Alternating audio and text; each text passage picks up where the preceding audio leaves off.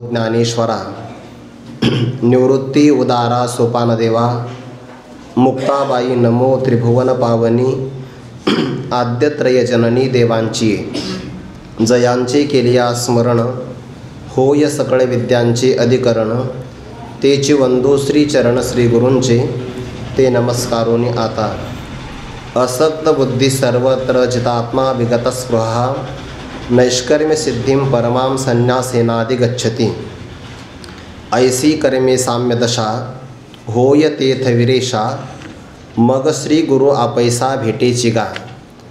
कैवल्य साम्राज्य चक्रवर्ती विश्वमौली ज्ञानोबाराय सकल ब्रह्मनिष्ठ गुरुजनांच्या परमकृपेने श्री भगवती ज्ञानेश्वरीच्या 18व्या अध्यायाचा आपण विचार करत आहोत। आपापल्या वर्णाश्रम धर्मानुसार वाट्याला आलेलं कर्माचं आचरण केल्यानंतर ती कर्म नावाची फुलं ईश्वर तत्वाला अर्पण केल्यानंतर ईश्वराच्या प्रसादाने त्या साधकाच्या अंतःकरणामध्ये वैराग्याचा उदय होतो।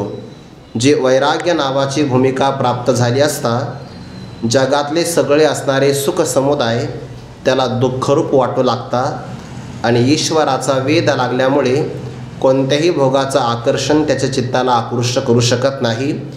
जिये वैराग्य दशे ईश्वराचे निवेद वशे हे सर्वही नावडे जैसे वांत होय वमनाप्रमाणे हा सगळा संसार त्याला वाटू लागतो। सामान्य पुरुषाला संसारातले विषय आकृष्ट करतात आणि तेच विषय महापुरुषाच्या चित्ताला उबग निर्माण करतात। फरक एवढाच आहे, सामान्य पुरुषाला आकृष्ट का करतात त्याचं कारण ते अंतर्नेनती बापुडे म्हणून अगत्य सेवने घडे सांगे काय पुय पंकीची किडे काय चिळसी घेती। ज्याप्रमाणे पुवाच्या चिखलामध्ये लोळणारे किडे त्यांना त्याचा कंटाळा येत नाही, तसं ज्याला विषयाचं फार मोठं आकर्षण मनामध्ये आहे, संस्काराचा अभाव आहे, त्याला जगातले दुःखरूप असणारे सगळे भोग हे सुखरूप वाटू लागतात। पण वैराग्य प्राप्त झालं की संसारातलं अनित्यत्व, क्षणभंगुरत्व, पराधीनत्व, पारतंत्र्य हे सगळे त्याला आठवल्यामुळे तो कशामध्ये रममान होत नाही। भगवान परमात्मा म्हणतात की नाही आद्यंतवंत कौंतेय नतेषु रमते उदाहा, त्याच्यामध्ये ते रममान होत नाही। बघा, सामान्य असणारे पुरुष ज्यामध्ये रममान होतात, संतांचं सगळं विलक्षणच आहे बरं। जिथं सामान्य माणसं रममान होतात तिथं संत रममान होत नाही, जिथं सामान्य माणसं झोपतात तिथं संत झोपत नाही। या निशा सर्वभूतानां तशाम जागृती संयमी यास्याम जागृती भूतानी सा निशा पश्यतो मुनेहि जेत जात निदेले तेथीच जया पाहले आणि जीव जेथ चेले तेथ निद्रित जो संत जीवनातली अपूर्वता आहे। हे सगळं अपूर्व लक्षण आहे। वैराग्य प्राप्त झालं की त्याला बाकीचं काही आवडत नाही। त्या वैराग्याच्या भूमिकेमध्ये ही एक अंतःकरणाची भूमिका आहे। हे सोपान परंपरेची किंवा क्रममुक्तीची एक प्रकारची पायरी आहे। टप्प्याटप्प्याने मागची भूमिका जिंकली तर पुढच्या भूमिकेला तो प्राप्त होतो। ज्याला मागच्या भूमिकेमध्ये विजय मिळवता आला नाही तो पुढे जात नाही। आपलं असं असतं, आपल्याला शिखर दिसतं आणि आपण पाय त्याला असतो, मध्यंतरी चढत जाण्याचा जो क्रम आहे तो आपल्याला माहिती नसतो। ऐकलं की शिखर आहे नैष्कर्म्य सिद्धी किंवा मोक्ष सिद्धी आणि भूमिका पहिली आहे निष्काम कर्माची। निष्काम कर्मातून क्रमाक्रमाने जावं लागतं की नाही। इथे खेळ असतो बघा एखादा, त्या खेळामध्ये ना पहिल्या त्याला राऊंड म्हणतात, तो त्याने एक राऊंड पार केला की दुसऱ्या राऊंडमध्ये प्रवेश करण्याचा दरवाजा उघडतो। जोपर्यंत तो पहिल्या फेरीतून पुढं जात नाही किंवा हे सामने होतात की नाही त्याला साखळी सामने म्हणतात, काही उपांत्य फेरीतले सामने म्हणतात आणि काही अंतिम सामने। तर मग आता सुरुवातीला जो मैदानात आला तो लगेच अंतिम जात नाही ना, त्याला साखळी फेरीमध्ये चांगलं खेळावं लागतं। साखळी फेरीमध्ये जे असतात ना तिथे काही ना काही संधी असतात। एखादा सामना हरला तर चालू शकतं, कधी कधी उपांत्य फेरीमध्ये सुद्धा एखादा सामना हरला तर चालतंय आणि अंतिम फेरीत हरला की मागं यायचं, पुढं जाता येत नाही। तसं परमार्थाचा सुद्धा प्रवास आहे। निष्काम कर्मातला प्रारंभ आहे बघा, आणि नैष्कर्म्य सिद्धी ही शेवटचं टोक आहे। मध्यंतरी असक्त बुद्धी जित आत्मा विगत स्पृहा या सगळ्या भूमिकेला त्याला क्रमाक्रमाने जावं लागतं। काल आपण विचार केला, तो कुठेही अडकत नाही. जरी तो घरात राहत असेल, घरात राहत असेल, असं काही नाही की ज्ञानी पुरुष म्हणजे सगळा अपरिग्रहीच असतो, असं काही नाही. परिग्रहातही राहू शकतो. ज्ञानी पुरुषाची भूमिका ही अंतःकरणाच्या वृत्तीचा भाग आहे. बाह्य असणारा संग्रह त्याला काही प्रतिबंध करत नाही. आणि जर केला असता तर जनक राजे, प्रभू श्रीरामचंद्र, भगवान श्रीकृष्ण हे ज्ञानी ठरलेच नसते. असं काही नाही, प्रत्येक ज्ञानी पुरुषाचं प्रारब्ध असतं. पण एवढंच आहे, एखाद्या महापुरुषाचं विरक्त प्रारब्ध असतं शुकाचार्यांसारखं, आणि एखाद्याचं प्रारब्ध भोगाचं असतं. म्हणजे काहीचं त्यागाचं प्रारब्ध आहे, काही भोगाचं प्रारब्ध आहे. पण त्यागात सुद्धा तीच वृत्ती आणि भोगामध्ये सुद्धा तीच वृत्ती. पुत्रवित्त कलत्र हे झाली आहे स्वतंत्र, माझे न म्हणे पात्र विषाचे जैसे. जरी त्याला पुत्र अनुकूल आहे, पत्नी अनुकूल आहे, धनसंपत्तीसुद्धा अनुकूल आहे. त्या 13व्या अध्यायामध्ये लक्षण आलं की ज्ञानी पुरुषांचं काय, असक्तिरनभिष्वंग पुत्रदार गृहादिषु नित्यं च समचित्तत्वमिष्टा निष्ठोपपत्तीषु. सगळा क्रमाक्रमानेच विचार आला बरं. तो त्या श्लोकातला विचार आणि या 49व्या श्लोकाचा विचार जवळपास सारखाच आहे. अनुकूलता सगळी प्रारब्धाने आहे. संपत्ती आहे, संपत्ती माझी ऐसा जो ऐसा गमे पुंडसुता, जैसा का वाटे जाता साक्षी ठेवेला, तशा प्रकारे तो राहत असतो. भोगाचं प्रारब्ध असेल किंवा त्यागाचं प्रारब्ध असेल, सर्वही ते ज्ञानीना समाहा. सगळे ज्ञानी पुरुष बोधाने समान असतात. बघा, प्रारब्ध बाहेरचं वेगळं आहे आणि आपल्याला आत पाहण्याची नजर नसते. आपण बाहेरूनच ज्ञानी पुरुषाचं आकलन करतो आणि त्यामुळे आपले बरेच अंदाज फसतात. म्हणजे आपला एक्झिट पोल चुकतो असं याचा अर्थ होतो. सामान्य पुरुषाकडे आपण महापुरुषाकडे पाहण्याची आपली नजरी कशी असते, सामान्यच असते आणि त्यामुळे ते चुकू शकते. पाहायचं असेल तर दोघाला विचारावं. एक महापुरुषाला महापुरुष ओळखू शकतात म्हणून महापुरुषाला विचारावं, किंवा मग देवाला प्रार्थना करावी, ऐसी वर्मे मज दावी नारायणा. अंतरीच्या म्हटलंय बरं, बाहेरच्या नाही. अंतरीच्या खुणा प्रगटवणे. अंतरीच्या म्हणजे अंतरंग, खून म्हणजे लक्षण, अंतरंगातले लक्षण प्रगट करावे आणि मग आम्हाला ते वर्म सांगावं. संत महापुरुषाला दोघं जाणू शकतात. संतांना संत जाणतात, संतांना परमात्मा जाणतो. बाकी कोणी जाणू शकत नाही.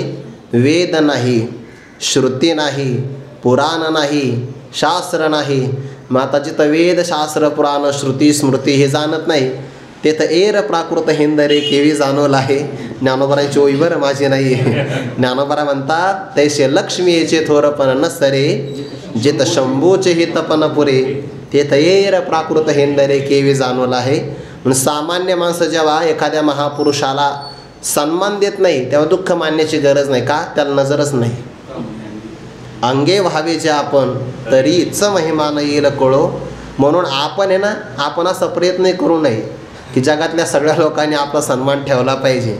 आपली साधना बाजूला राहील, सन्मान हे साध्य होईल. सन्मान टाकावा लागतो मग पुढे जावं. मानापमान योस तुल्यस तुल्य मित्र आरी पक्ष यो असं म्हटलंय की नाही. ते समशत्रोच मित्रेच तथा मानापमान यो हो.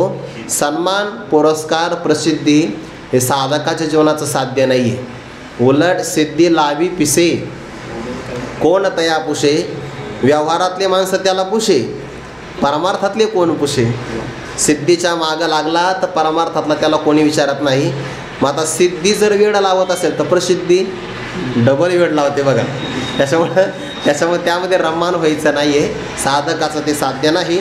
भाव असा आहे, प्रारब्ध प्राप्त भोगामध्ये ज्ञानी पुरुषही राहतो आणि प्रारब्ध प्राप्त असणाऱ्या त्यागाच्या भूमिकेमध्ये ज्ञानी पुरुष राहतो. पण बोधामध्ये कोणत्याही प्रकारचं अंतर पडत नाही. अशा भूमिकेतून सिद्धाचं लक्षणही तेच आहे आणि साधकाचंही लक्षण तेच आहे. त्याच्या बाह्य संग्रहामध्ये तो रम्मान होत नाही, पण अंतःकरण त्याचं किती अंतर्मुख आहे. ज्याप्रमाणे एखादा पदार्थ उष्ण लागला की आपण हात झटकतो, तसं विषय पाहिला की त्याच्या अंतःकरणाची वृत्ती लगेच माघारी फिरते बघा. तिथं अंतःकरणाचा एवढा सराव झाला आहे, त्याचा एवढा सराव झाला आहे की हा विषय आहे याचा त्याग करावा हे सांगावं लागत नाही. बरं, ज्ञानोबांची गोळी फार गोड आहे बघा. सर्वेंद्रियांच्या अंगणी विवेक करी राबणी, साचची कर चरणी होती डोळे. वास्तविक आपल्या शरीरामध्ये डोळे कुठं आहे? मस्तकावर, आहे का नाही? चेहऱ्यावर डोळे आहेत, पाहण्याचं काम ते करतात, पण त्याचा विवेक एवढा पुष्ट झाला आहे की त्याच्या हाताला आणि पायाला डोळे फुटतात. याचा अर्थ काय? ज्या रस्त्याने जायचं नाही त्या रस्त्याने त्याचं पाऊलच पडत नाही, हे पायाचे डोळे. ज्याचा संग्रह करायचा नाही ते वस्तू आदान प्रदानातून तो संग्रह करत नाही, घेत नाही. उदाहरण आपल्या सर्वांना माहिती, रामकृष्ण परमहंसाकडे स्वामी विवेकानंद दररोज प्रवचन ऐकायचे आणि प्रवचनामध्ये विषय निघाला की रामकृष्ण परमहंस सांगायचे की साधकाला 3 विघ्न आहे. ते क, का आणि की असे 3 शब्द सांगायचे. बघा, क म्हणजे कनक, का म्हणजे कांता, की म्हणजे कीर्ती. कनक आणि कांता यांचा त्याग सहज करता येतो, पुत्र वित्त कलत्र. पण जी कीर्ती ना पुढे येणारी कीर्ती, तिचा मात्र सहजगत्या त्याग होत नाही. हे कीर्ती म्हणजे लोकेशन आहे. बरं, लोकांनी आपल्याला मानावं आणि लोक मानत नसतात. त्रेतायुगामध्ये प्रभू रामचंद्र अयोध्येत आले तर अयोध्येतल्या लोकांनी तेवढा सहर्ष मनाने स्वीकार नाही केला. त्रेतायुगातच घडलं असं नाही, आत्ताही तेच घडलंय. सहर्ष नाही ना, लोक नाही ना मानत. लोकांनी मानलंच पाहिजे असं पण असंही करू नये, नाही लोक मानत. त्याच्यामुळे साधकांनी त्या लोकेशनामध्ये गुंतू नये. त्यांनी सांगितलं कनक, कामिनी आणि कांत, कीर्ती हे प्रसिद्ध काय आहे? प्रतिबंधक आहे. त्याच्यामध्ये कीर्ती प्रतिबंध करते बघा. आणि कीर्ती म्हणजे लोकांनी आपल्याला मानावं, नाही मानू शकत लोक. लोकांचा ओघ चंचल असतो. सहसा कलियुगामध्ये या कालाचाच प्रभाव असा आहे की राजसी आणि तमवृत्तीचा प्रभाव वाढल्यामुळे सात्विक लोकाला सहसा लोक मानत नाही. सात्विक लोकांना नाही मानत. तुम्ही आता महाराष्ट्रामध्ये सगळीकडे बघू शकता. म्हणजे व्यवहारातच पाहावं असं काही नाही, राजकारणातच पाहावं असं पण काही नाही, सत्यातच पहा, कळून येईल तुम्हाला. असा प्रकार आहे बघा सगळा. त्यामुळे कीर्तीच्या मागं किंवा लोकहिशाणाच्या पाठीमागं लागू नये. लोकवासना ती आहे. ते स्वामी विवेकानंद म्हणायचे हे सांगतात, पण यांचं आचरण असं आहे की नाही, परीक्षा करू म्हणे. हे माता भगिनी पाणी जर ठेवायचं असेल ना माठामध्ये, तर त्या माठाला भाजलेला आहे की नाही ठोकून पाहतात बघा, टिचकी मारतात की नाही. तसं त्यांनी परीक्षा करण्याचं ठरवलं. मग रात्री झोपले रामकृष्ण परमहंस.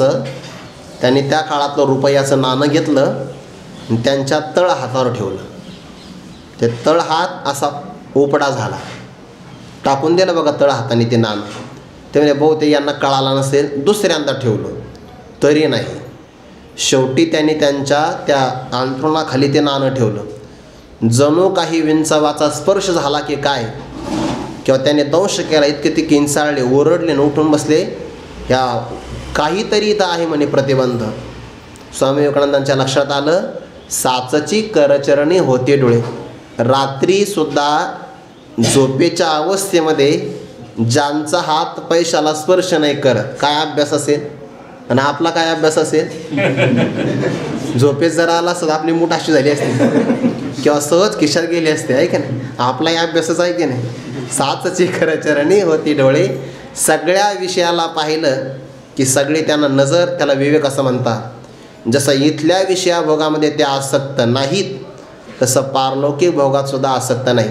एक बारकाव आहे त्यातला, इथला भोग कर्माने मिळतो आणि पारलौकिक भोग पुण्याने मिळतो. तेतम मुक्त्वा स्वर्ग लोकम विशालम क्षिणे पुण्ये असं म्हटलंय की नाही.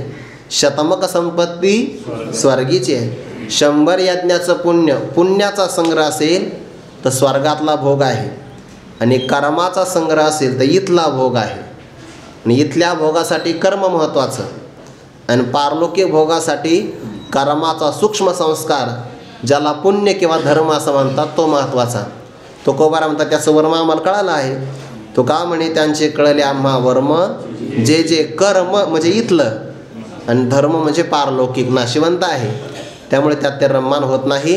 दृष्टा स्पृहे निमने झालेची आहे. अशा प्रकारच्या भूमिकेला तो प्राप्त होतो. आणि ज्याला ही भूमिका प्राप्त झाली की नाही, म्हणजे काय, जो कोणत्या भोगात रममाण होत नाही, अंतर्मुख अंतःकरणाची वृत्ती झालेली आहे, इह लोकातल्या पारलौकिक भोगाचं कोणतं आकर्षण नाही, असाच व्यक्ती ब्रह्मज्ञानाचा अधिकारी आहे. नचिकेता यमाच्या दरवाजामध्ये गेले. यम 3 दिवस गैरहजर होते, आलेच नाही. बहुतेक मृत्यू लोकात जास्त काम वाढलं असेल, त्यामुळे ते आले नसते. 3 दिवसानंतर आले तर सुवर्णाच्या कलशामध्ये जल घेऊन आले. सुवर्ण कलश.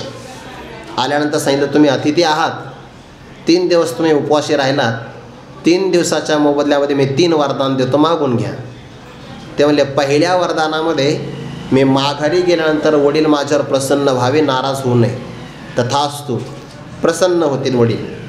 दुसऱ्या वरदानामध्ये अग्निविद्या मला समजावून सांगा, ज्यामुळे मनुष्य स्वर्गाला येतो, यज्ञविद्या सांगितली. तिसऱ्या वरदानामध्ये म्हणे मला ब्रह्मज्ञान सांगा. यम म्हणला, बालका तुझं वय आत्ताशी 5-6 वर्षाचं आहे आणि एवढ्या कमी वयामध्ये तू परमार्थाला येतोय. हे सगळे परीक्षाच पाहतात बरं. यमाने नचिकेताची परीक्षा पाहिली. म्हणे, बाळा जा, नंतर ये म्हणे, सगळं काम संपल्यावर, इतक्या लहान वयामध्ये परमार्थाला येऊ नको. नारद महर्षी ध्रुव बाळाला तसंच म्हटले. ध्रुव बाळा, वय वर्ष 5 आहे तुझं, नुसता अपमान झाला राजदरबारामध्ये तर लगे मधुवनात तपश्चर्या करायला निघाला. तुझ्या वयातली तर मुलं मोबाईलही सोडत नाही आणि तू घरादाराचा त्याग करून निघाला आहे. जा घरी, तो मी क्षत्रियाचा मुलगा आहे, मला अपमान सहन नाही होत, मला तपश्चर्या सांगा. तशी नचिकेताची परीक्षा यमाने पाहिली. म्हणे, बघ, इंद्राला 100 यज्ञ केल्यानंतर जे भोग मिळतात त्यापेक्षा दिव्य आणि शतगण पटीने सहस्र असणारे भोग, दिव्य भोग मी तुला प्रदान करतो. फक्त तुम्हाला आत्मविद्या विचारू नको, ब्रह्मविद्या काही सांगू नको. त्या नचिकेताने सांगितलं, सांगायचं असेल तर ब्रह्मविद्या सांगा, बाकीचं तुम्ही मला काही सांगू नका. बोध मात्रीची जीवा ठाव होय, अन्यथा बोध आगवा मावळोनी तया पांडवा. ही 64 क्रमांकाची ओवी की नाही. बोध मात्रीची, केवळ बोधच आपल्याला व्हावा अशा त्याच्या अंतःकरणाचा ठाव ठिकाण प्राप्त होतो. कारण ब्रह्मज्ञाना वाचून कोणत्याही उपायाने संसाराची आत्यंतिक निवृत्ती होत नाही. बरं, आत्यंतिक शब्द आहे. लयरूप निवृत्ती तर झोपेमध्ये सुद्धा होतेच की नाही. आपण जेव्हा सुषुप्ती अवस्थेमध्ये जातो तेव्हा हा सगळा प्रपंच लयालाच गेलेला असतो की नाही, निवृत्ती झालेली असते. पण प्रारब्ध भोग देण्याकरता समर्थ झालं की दुसऱ्या दिवशी जाग येते. म्हणजे संसार निवृत्त होतो पण लयरूप. एकदा निवृत्त झाला की परत येऊच नाही, त्याला आत्यंतिक निवृत्ती असं म्हणतात. आणि ती ब्रह्मज्ञाना वाचून होत नाही. तम एव विदित्वा अतिमृत्युमेती नान्यहा पंथा विद्येते अयनाय. ब्रह्मस्वरूपाला जाणल्या, ब्रह्मज्ञानात एव, बस, बाकी कोणतं नाही. ज्ञानादेव तू कैवल्यम, इथे शास्त्री श्रेंडी महा, शास्त्राची दौंडी आहे. ब्रह्मज्ञाना वाचून अन्य कोणत्याही उपायाने मोक्ष मिळत नाही, संसाराची अत्यंत निवृत्ती होऊ शकत नाही. तुम्हाला बाकी ज्ञानाचे प्रकार पाहिजे असेल तर 13व्या अध्यायामध्ये पहा. कर्मकांड तरी जाणे, मुखोद्गत पुराणे, ज्योतिषितो म्हणे तैशीचे होय. हल्लीच्या काळातला एकही व्यक्ती इतका निष्णात नाही. बरं, जितके प्रकार तिथं ज्ञानोबाने दिलेले आहे की नाही, तिथला एकही व्यक्ती सध्याला निष्णात नाही. पण अशी जगातली सगळी ज्ञानं आहेत, फक्त त्याला आत्मज्ञान किंवा ब्रह्मज्ञान नाही. तर तो आंधळा सांगितला, आंधळा. मोरांगी अशेषे पिशे असती डोळसे, एकली दृष्टी नसे तेसे ते गा. व्याकरणी चोखडा तर क्या ती गाडा, परी आत्मज्ञानी पुढा जात्यंत जो. म्हणून ब्रह्मज्ञानाला किंमत आहे. आपल्या या जीवनामध्ये आपल्याला ब्रह्मज्ञान मिळालं आणि बाकीचं काहीच नाही मिळालं तरी चालेल. या उलट बाकीचं सगळं मिळालं, फक्त मनुष्य देहात ब्रह्मज्ञान नाही मिळालं तर सगळं शून्य आहे. जर परमाणूच्या आकारा एवढं हवा, परमाणूच्या आकारा एवढं संजीवनी मूळ मिळालं वनस्पतीचं, इतर गाडाभर वनस्पतीची गरज नाही. जरी परमाणू एवढे संजीवनी मूळ जोडे तरी बहु काय गाडे भरणे ये रे. इतर गाडाभर वनस्पतीची काही गरज नाही. कारण त्याने फार झाला तो खोकला निघून जाईल, ताप निघून जाईल, डोकं असेल तर डोकेदुखी जाईल, एवढंच होईल की नाही. पण संजीवनी जर मूळ मिळालं तर कायमचं अमरत्व प्राप्त होईल. तसं ब्रह्मज्ञान जर मनुष्य देहामध्ये मिळालं ना, ते नाथमारांची ओळी बघा किती गोड आहे. मनुष्य देहीची ज्ञाने सच्चिदानंद पदवी घेणे, एवढा अधिकार नारायणे कृपावलोकन दिदला.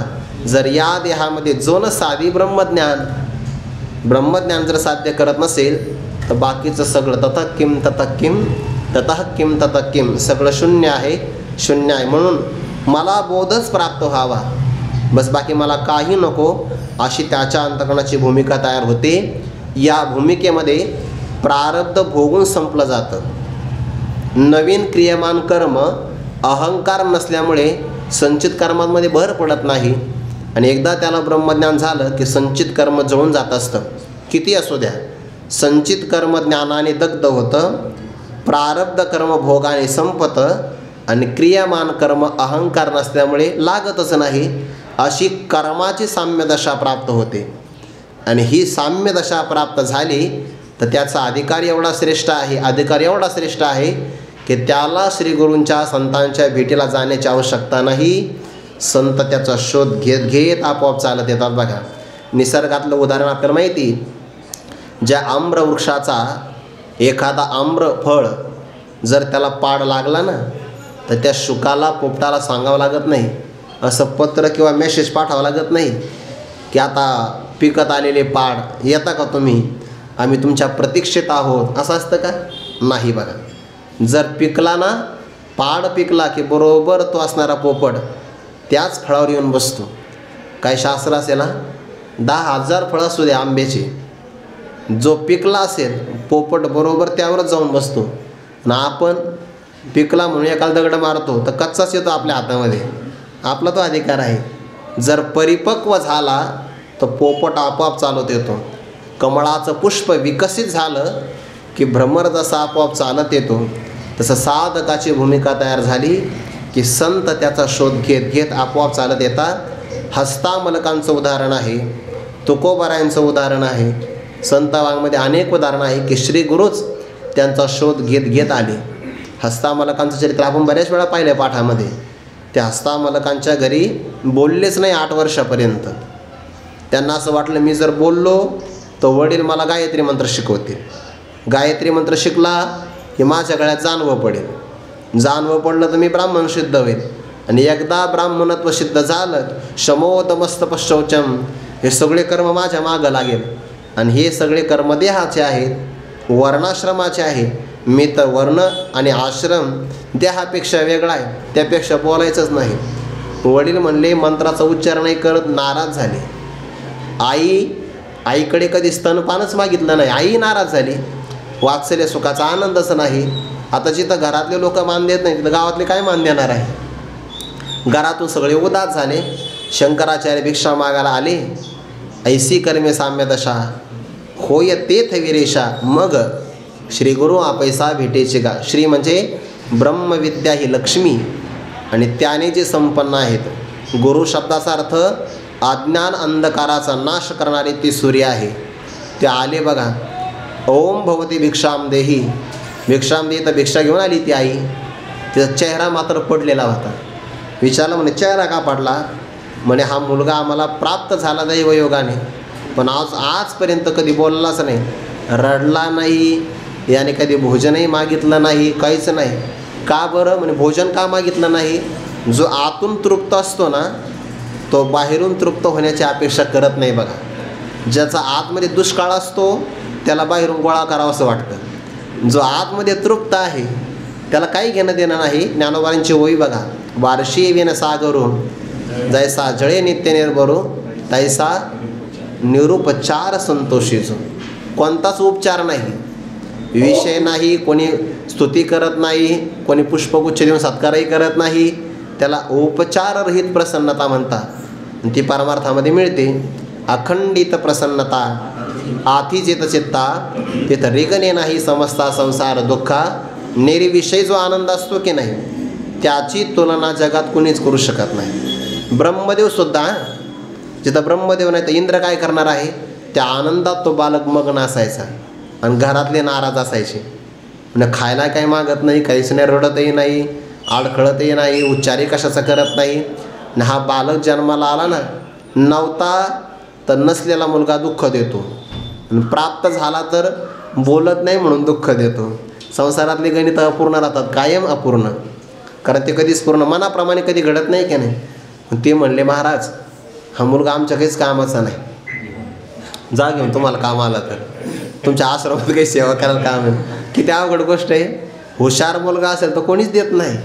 नाही आपण म्हणा हुशार घरामध्ये 4-5 मुलं असतात ना, ते महाराजाला म्हणतात, महाराज याला घेऊन जा. म्हणून का बरं? गाईच्या पाठीमागे पाठवला, गाई सांभाळाला, तर याने गाई दुसऱ्याच्या शेतामध्ये चारल्या म्हणे, गाई चारण्याच्या उपयोगाचा नाही. शाळात गेला तर गुरुची रिटायर झाले, पण याने बेंच सोडला नाही म्हणे, म्हणजे हा घरातही काही कामाचा नाही, शाळेत जा तुमच्या कामाला दिंडीला वगैरे असं म्हणतात की नाही. आणि म्हणलं हुशार मुलगा द्या, नाही नाही नाही, तो व्यवहारात फार हुशार आहे, प्रथम क्रमांक आला त्याच्या शाळेमध्ये. म्हणजे चांगलं कुठं द्यावं? ज्ञानोपारायणा द्यावं, संतांच्या जवळ द्यावं, देवाच्या जवळ. चांगलं नाही देत. हे लोकांचा नियम ठरलेला, फाटक्या नोटा दानपेटीत, तसाच प्रकारे जा घेऊन. शंकराचार्यांच्या लक्षात आलं हा सामान्य नाही आहे, याला ओळखलं नाही यांनी. आणि मग प्रश्न विचारला, कस्त्वं शिशो कश्य कुतोऽसि गंता किन्नामते त्वं कुत आगतोऽसि एतन्मयुक्तमुदचार्भकत्वं मत्प्रीतये प्रीतिविवर्धनोषि. त्या हस्तामलकाने उत्तर दिलं बरं. हातावर आवळा ठेवावा तसा त्याने आपला ब्रह्मज्ञानाचा बोध प्रकट केला, म्हणून हस्तामलक नावच पडलं.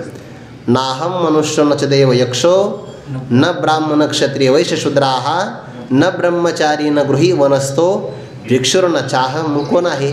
निजबोध रूपः, मी स्वयंप्रकाश आत्मज्ञानघन परमात्मा आहे.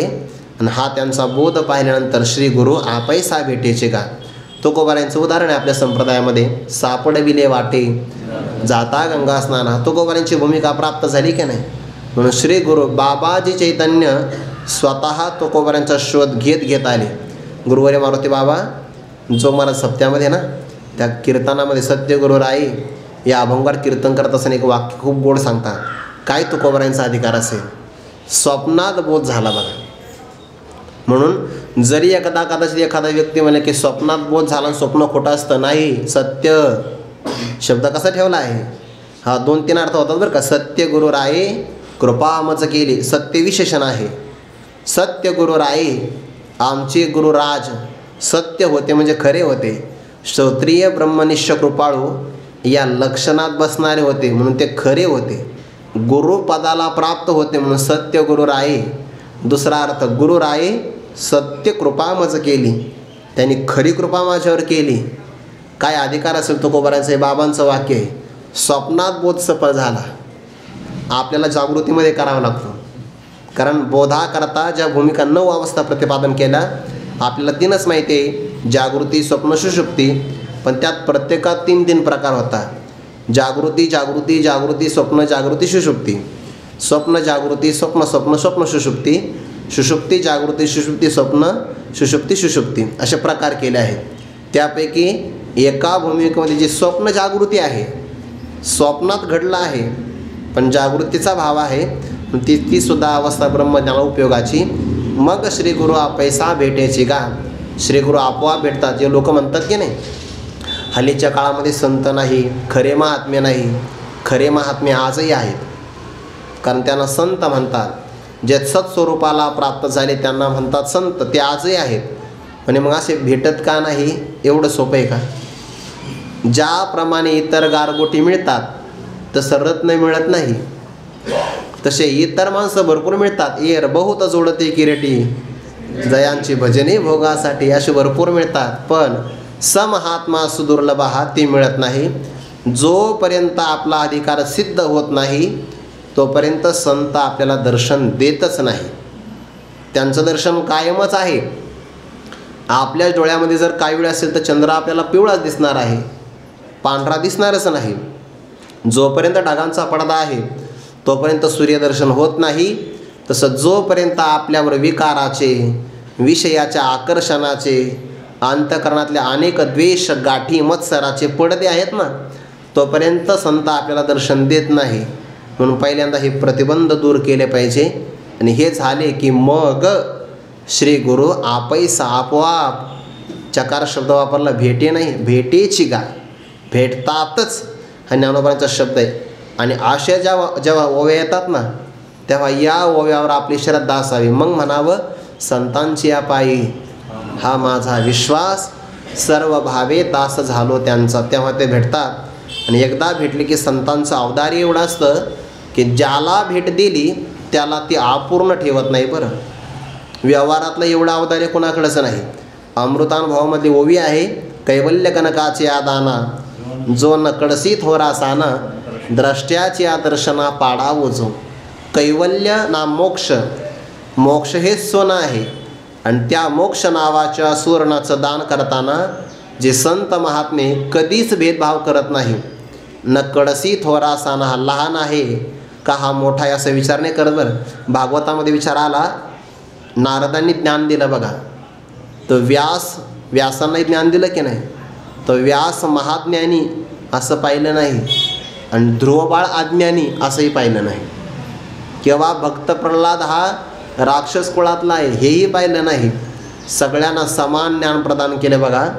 न सुखा एवही साधूनाम त्वादृशाम अच्युतात्मनाम. विषमता बाकीकडे आहे आणि समता फक्त संताकडे आहे. ईश्वराकडे सुद्धा विषमता आहे. बरं, ईश्वराकडे सुद्धा भगवान म्हणतात, तत्वता मी समानच आहे, पण काय करावं. समोहम सर्वभूतेषु न मे द्वेष्योस्ते न प्रियाः ये भजन्ते तुमां भक्त्या मैते तेषु चाप्यहम. परमात्म्याकडे समानताच आहे, पण प्राणी कर्म सापेक्ष फल प्रदान करायचं म्हणून ईश्वराला विषमता उपाधीमुळे धारण करावे लागते. कर्म तसं आहे म्हणून. संतांचं मात्र तसं नाही. कोणी या बलती या भावे शरण जाता भेटी, पाडी तसे तुटी जन्म व्याधी. त्यांची समानता ते अपूर्ण ठेवत नाहीत. कसा तो प्रकार आता पुढे सांगतात.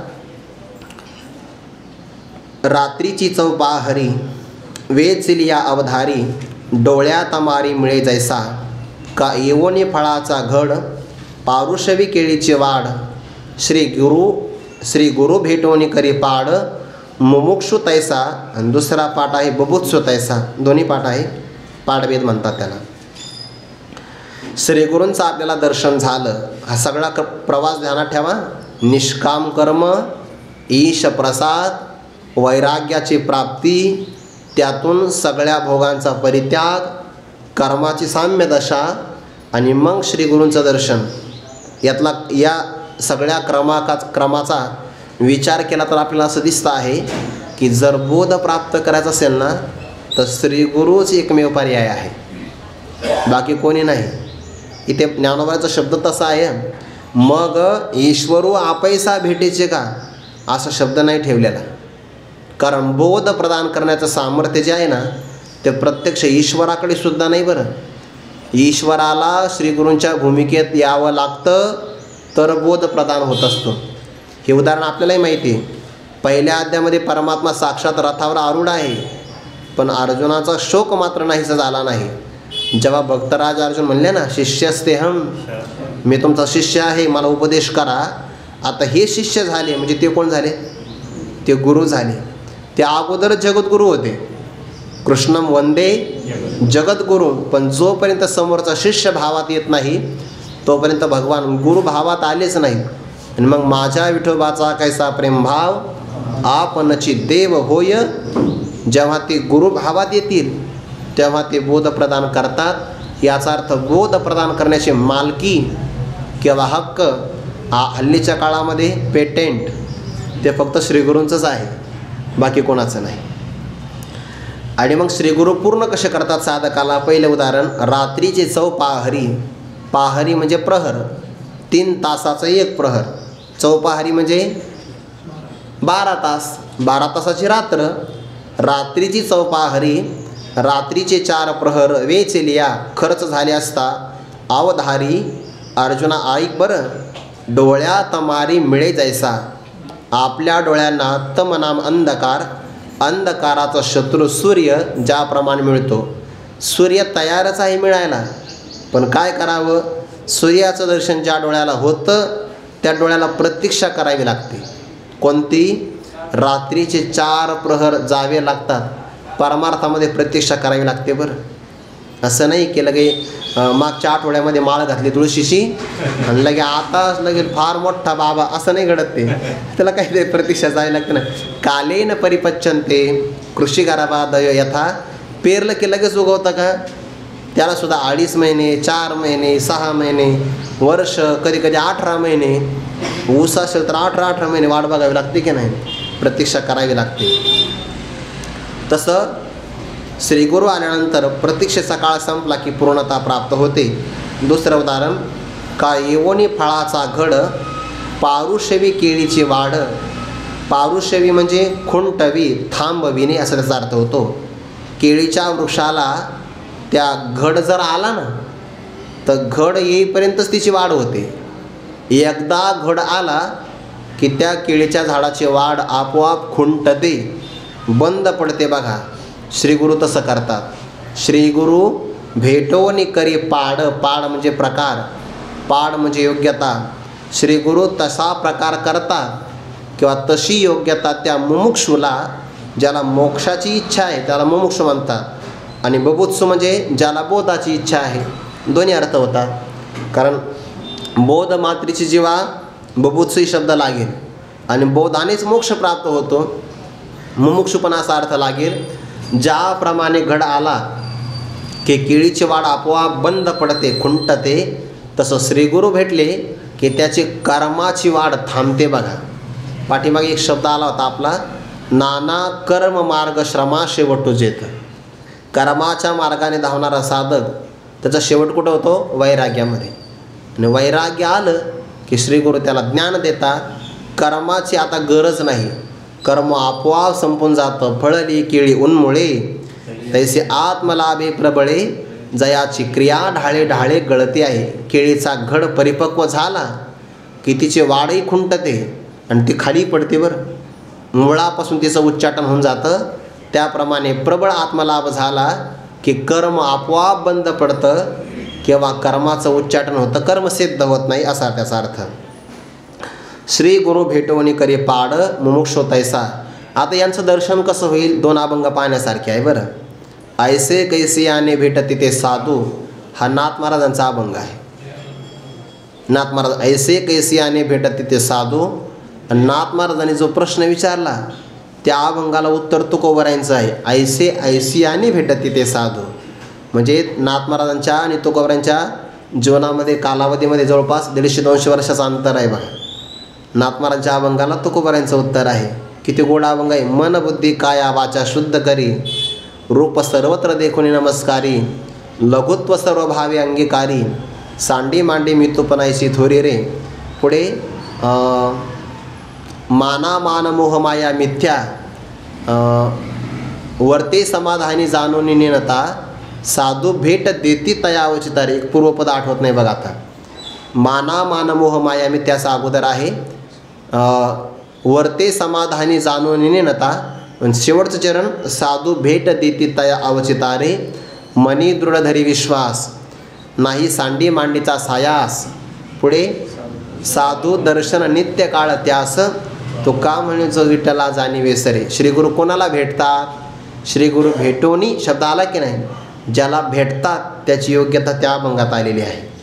सगळी भाव सर्व कारण मूळबंधू, तिथपासून प्रवास सुरू झाला आहे. एक एक लक्षण आलेलं आहे, त्या लक्षणातून तो सगळा पुढे जातो आहे. श्री गुरु भेटवणी करी पाड मुमुक्षो तैसा. मग श्री गुरु भेटले, त्याचं कर्म थांबलं. काय होतं? मग आलिंगेला पौर्णिमा. नेमकं आज पौर्णिमा नाही आहे, आज अमावस्या आहे. पुढच्या पौर्णिमेत सांगू. मग आलिंगेला पौर्णिमा, जैसे उनी व सांडी चंद्रमा, तैसे होय वीरोत्तमा गुरु कृपा तया. बरं, बघा किती गोड ओवी आहे. आलिंगेला पौर्णिमा जैसी चंद्रमा उनी व सांडी. पौर्णिमेला चंद्राने एकदा आलिंगन दिलं म्हणजे काय? पौर्णिमेची भेट झाली. कोणाला? चंद्राला. चंद्राला क्षयरोग लागलेला आहे, कायमचाच लागला होता, पण पुन्हा उशाप मिळाल्यामुळे 15 दिवस क्षय आणि 15 दिवस वृद्धी. आता आज चंद्राचा क्षय जो आहे ना तो आज पूर्ण होतो आहे. उद्या पुन्हा त्याची वाढ एका कलेनं होत जाईल अमावस्याला. आणि अशी वाढ होता होता पौर्णिमेला गेला पुढची पौर्णिमा वटपौर्णिमा आहे, बरोबर आहे का? वटपौर्णिमाच आहे ना पुढची. मारुतीभाऊ गुरव यांचं पुण्यतिथी 16 आहे त्या दिवशी. मग आलिंगेला पौर्णिमेला आलिंगन दिलं की ज्याप्रमाणे चंद्रमा उनी व सांडी आपल्यातला उनेपणा क्षय टाकून देतो, हे झालं उदाहरण. बरं, आता ही ओवी अशी आहे, यामध्ये अर्ध्या ओवीमध्ये दृष्टांत आहे आणि अर्ध्या ओवीमध्ये सिद्धांत आहे. तैसे त्याप्रमाणे होय, काय होय? उणी व नष्ट होय, हे विरोत्तमा तया त्या साधकाला गुरुकृपा होय. गुरूंच्या कृपेनं तसं होतं. म्हणजे काय? चंद्राची उणीव ज्याप्रमाणे पौर्णिमेतून नष्ट होते, तसे गुरूंची कृपा बरं, गुरूंची भेट आणि नंतर गुरूंची कृपा झाली की तैसे होय. म्हणजे काय? ओम पूर्णमदः पूर्णमिदं पूर्णात् पूर्णमुदच्यते पूर्णस्य पूर्णमादाय पूर्णमेवावशिष्यते. तो साधक पूर्णतेला प्राप्त होतो आणि पूर्णतेमध्ये अपेक्षा नसते. जेव्हा एखादा घट असतो की नाही, पाण्याने पूर्ण भरला की तो हिसळतो का? तो आवाज नाही करत. पूर्ण कुंभो नैव करोति शब्दम, तो आवाज नाही करत. तसा ज्ञानोबाची ओवी बघा, पहिल्या अध्यायामध्ये ज्ञानोबा म्हणता का चिंतामणी आली हाती सदा विजयवृत्ती मनोरथी. पुढे शब्द तैसा मी पूर्ण काम कुणामुळे? श्री निवृत्ती ज्ञानदेव म्हणे. मी निवृत्तीनाथांच्यामुळे पूर्ण काम झालो. म्हणजे काय? जीवनातली जी काही उद्धाराचे काम म्हणजे इच्छा, ती पूर्ण झाली. आता काम नाही झालो पाहिरी कामा. तृप्ती झाली आज ऐसी साधने सरती अपयशी देखी आत्मतुष्टी तैसी कर्मे नाही. यस्त्वात्मरतिरेव स्यात् आत्मतृप्तश्च मानवः आत्मन्येव च संतुष्टस्तस्य कार्यं न विद्यते. ज्याला आतली निरंकुशा तृप्ती मिळाली तो बाहेरची अपेक्षा नाही करत. आणि श्री गुरु आपल्या जीवनातली उणीव आहे ना, ती उणीव इच्छेतून प्रकट होते. ज्याला जेवढ्या जास्त इच्छा तेवढं त्याचं जीवन अपूर्ण म्हणजे उणीव आहे, उणा आहे. आणि जेवढ्या इच्छा कमी तेवढं त्याचं जीवन पूर्णतेकडे चाललं आहे. व्यवहारातला आणि परमार्थातला फार मोठा फरक. जेवढ्या इच्छा जास्त तेवढी उणीव. म्हणजे जितक्या इच्छा बाहेर जास्त विस्तार होईल, समजून घ्यावं तेवढी आतमध्ये आतली दरी आहे आणि ती तो बाहेरून पूर्ण करण्याचा प्रयत्न करत आहे. दरीमध्ये किती टाका पूर्ण नाही होत, दरी तर दरीच राहते. आणि ज्याला इच्छा कमी आहे, समजून घ्यावं तो आतमधून भरलेला आहे, म्हणून तर इच्छा होत नाही त्याला. विषयाची अपेक्षा तो कशाला करेल? त्या न कांक्षती शब्दाची गोळा अर्थ आहे 12व्या अध्यायामध्ये. ज्ञानोबा म्हणतात जया आपण पे नाही आपण पे ते तर आहे सांडू नये काही, पण 12व्या अध्याय न कांक्षती या पदावर सगळ्याच वय सांगावं लागेल मला आता. जो आत्मलाभासारिखे गोमटे काहीच न देखे मनोनी भोग विषय के हरिके नाजो आपणची विश्व झाला तरी भेदभाव सहजच गेला मनोनी द्वेष ढेला जया पुरुषा. पुढे आपण पे त्या आपण पेची जया वाचून अनेक नाही, ते आपण पेची आपल्या ठाई झाला या लागी जो काही आकांक्षेनं. प्राप्ताचीच प्राप्ती घडली आहे की नाही? जया ज्याच्या वाचून दुसरं काही प्राप्त करण्यासारखं नाही. यम लाब्ध्वाचा परम लाभम मन्यते नादिकम ततः यस्मिन् स्थितो न दुःखेन गुरुनापी विचाल्यते. जया वाचून अनेक नाही, त्या आपण पेची आपल्या ठाई झाला या लागी जो काही आकांक्षेनं, म्हणून आकांक्षा नाही करत. श्री गुरु त्याला पूर्ण करतात आणि पूर्णतेमध्ये इच्छा नसते बघा. खुंटलिया धावा तृष्णेची या श्री गुरु भेटवणी करी पाड तैसे होय वीरोत्तमा. सगळ्या वीरामध्ये उत्तम असणाऱ्या अर्जुना, बाकीचे वीर आहेत त्या सगळ्या वीरामध्ये तो उत्तम विशेषण दिलं आहे. गुरुकृपेनं तसं होतं. गुरुकृपा झाली की गुरुतेथ ज्ञान, ज्ञानी आत्मदर्शन, दर्शनी समाधानाती. जैसे गुरूंच्या कृपेतूनच ज्ञान होतं. आपण पाठीमागे ओवी पाहिली बघा, महावाक्याचे नावे गुरु कृपेचे थावे. थावे म्हणजे बळ. गुरु कृपेचं बळ असावं लागतं. तत्वमस्यादी महावाक्याचं निमित्त आहे. त्या निमित्तातून आणि गुरुकृपेच्या बळातून ब्रह्मज्ञानाची प्राप्ती होते. एकदा ब्रह्मज्ञान त्याला म्हणतात बोध. आत्मबोध ब्रह्मबोध दोन्हीचा अर्थ एक आहे, किंवा साधू बोध घ्या. तो बोध प्राप्त झाला की तो अबोधाला राहू देत नाही. म्हणजे अबोध म्हणजे अज्ञान, अज्ञानाला राहू देत नाही. आणि अबोधाच्या पोटामध्ये जो अन्यथा बोध जन्माला आला, विपरीत ज्ञान, त्यालाही राहू देत नाही. बघा 2-3 शब्द इथं आलेले आहे. बोध मात्रीची, जर बोध प्राप्त झाला तर अबोध म्हणजे अज्ञान राहत नाही. आणि अज्ञान न राहिल्यामुळे अज्ञानाचं कार्य जे अन्यथा बोध तोही राहत नाही.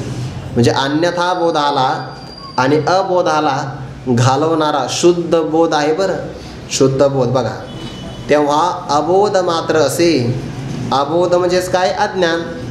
तो तव तया कृपा नाशे, ते तन्निशी सवे जैसे अंधारे जाय, तैसे अबोधाची कुशी, कर्म करता कार्य ऐसी, त्रिपुटी असे ते जैसे गाभिनी मारिली, तैसेची अबोधनाशा सवे, नाशे क्रिया जात आघवे, ऐसा समूळ संभवे संन्यास हा, येणे मुळा ज्ञान संन्यासे, दृश्याचा जेत ठाव पुशे, ते त बुझावे त्या पैसे तोची आहे. इथपर्यंत एक संबंध आहे बरं का सगळा. अबोध मात्र असे, अज्ञान जे असतं ते अज्ञान तो तव तया कृपा नाशे, तया गुरुकृपा, गुरूंच्या कृपेनेच ब्रह्मज्ञान होतं. आणि ज्ञानाचा आणि अज्ञानाचा विरोध आहे. म्हणजे काय, दृढ अपरोक्ष ज्ञानाचा, अपरोक्ष ज्ञान म्हणतो की नाही, अपरोक्ष ज्ञानाचा आणि अपरोक्ष भ्रांतीचा विरोध आहे. तुम्हाला परोक्ष ज्ञान झालं तर त्यातून अपरोक्ष असणारं अज्ञान निवृत्त नाही होत. अपरोक्ष अज्ञानासाठी अपरोक्ष ज्ञानच असावं लागतं. आणि श्रीगुरूंच्या कृपेने त्याला दृढ अपरोक्ष ज्ञान झालं की मग अपरोक्ष असणारं अज्ञान निवृत्त होतं.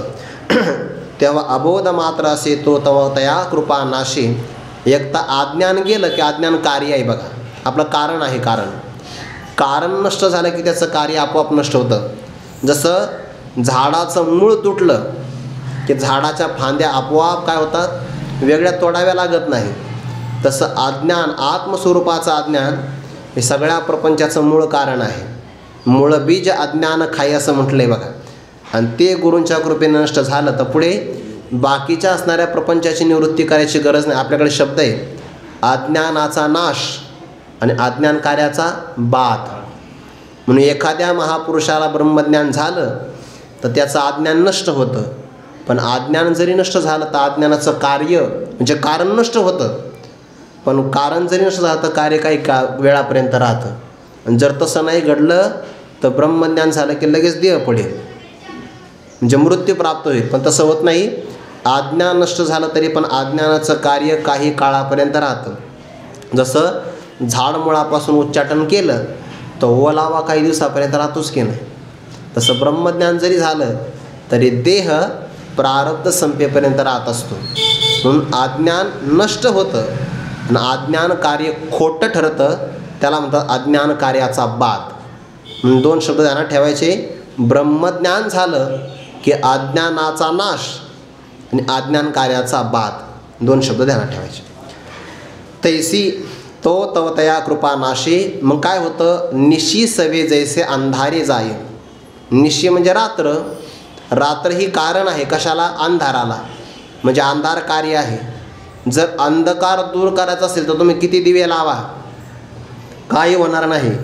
पण अंधकार नष्ट करायचा असेल तर रात्र नष्ट झाली तर अंधकार आपोआप नष्ट होतो. तसं अज्ञान नष्ट झालं की अज्ञान कार्य आपोआप नाहीसं होऊन जातं. तैसी त्याप्रमाणे अबोधाची कुशी, कर्म करता कार्य ऐसी, त्रिपुटी असे ते जैसी गाभिनी मारिली, तैसेची अबोधनाशा सवे, नाशे क्रिया जाता आघवे.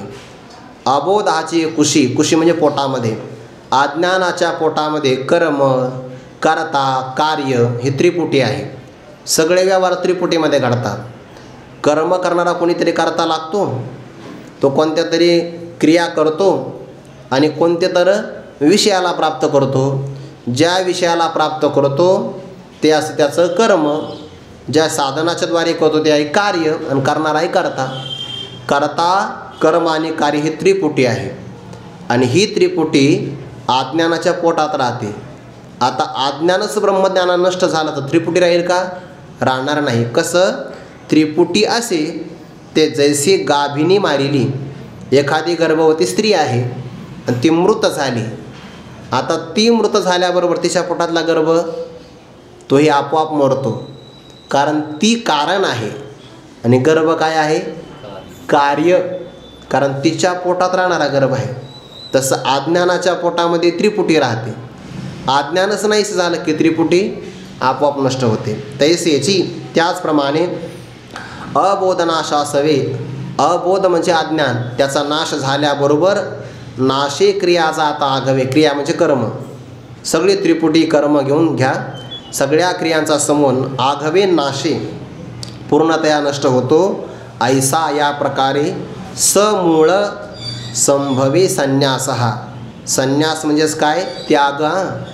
बघा ज्ञानोबरांचा शब्द किती बारकावा आहे. क्रिया जात नाशे, क्रिया म्हणजे कर्म, कर्म नष्ट होतं, पण नुसतं कर्म नष्ट होत नाही, कर्माला कारण असणारं समूळ, मूळ आहे अज्ञान, म्हणजे कर्म अज्ञानासहित नाहीसं होतं, याला म्हणतात खरा संन्यास.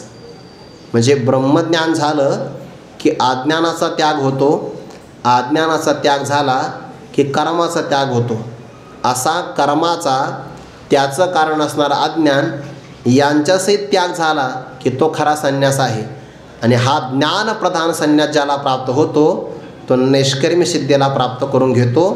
ऐसा समूळ संभवे संन्यास, हा संन्यास प्राप्त होतो. आता या मूळ अज्ञानाचा संन्यास त्या झाल्यानंतर पुढे काय प्रक्रिया घडते चिंतन आपण उद्या पाहू.